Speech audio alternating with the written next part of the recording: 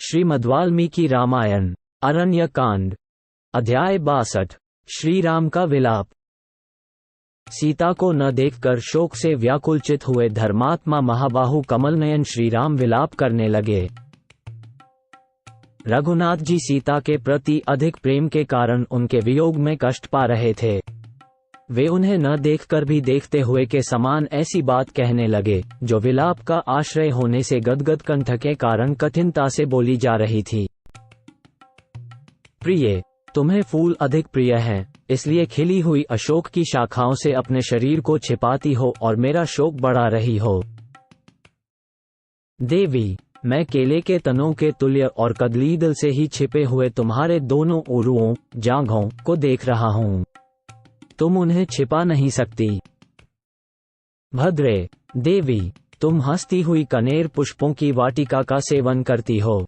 बंद करो इस परिहास को, इससे मुझे बड़ा कष्ट हो रहा है। विशेषत आश्रम के स्थान में ये हास परिहास अच्छा नहीं बताया जाता है। प्रिय, मैं जानता हूँ तुम्हारा स्वभाव परिहास प्रिय है।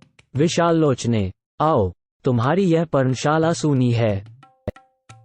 फिर भ्रम दूर होने पर वे सुमित्रा कुमार से बोले, लक्ष्मण, अब तो भली भांति स्पष्ट हो गया कि राक्षसों ने सीता को खा लिया अथवा हर लिया, क्योंकि मैं विलाप कर रहा हूं और वह मेरे पास नहीं आ रही है।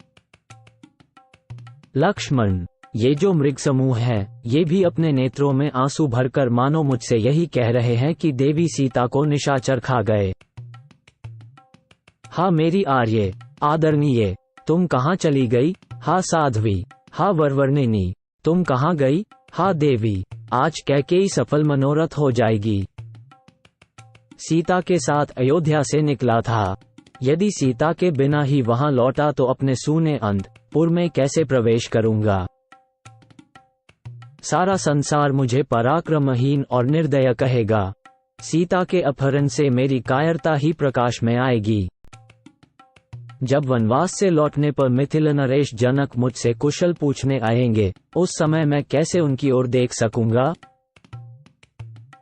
मुझे सीता से रहित देख विदेहराज जनक अपनी पुत्री के विनाश से संतप्त हो निश्चय ही मूर्छित हो जाएंगे। अथवा अब मैं भरत द्वारा पालित अयोध्यापुरी को नहीं जाऊंगा। जानकी के बिना मुझे स्वर्ग भी सूना ही जान पड़ेगा। इसलिए अब तुम मुझे वन में ही छोड़कर सुंदर अयोध्यापुरी को लौट जाओ। मैं तो अब सीता के बिना किसी तरह जीवित नहीं रह सकता। भरत का गाढ़ आलिंगन करके तुम उनसे मेरा संदेश कह देना, कैकेयी नंदन, तुम सारी पृथ्वी का पालन करो, इसके लिए राम ने तुम्हें आज्ञा दे दी है।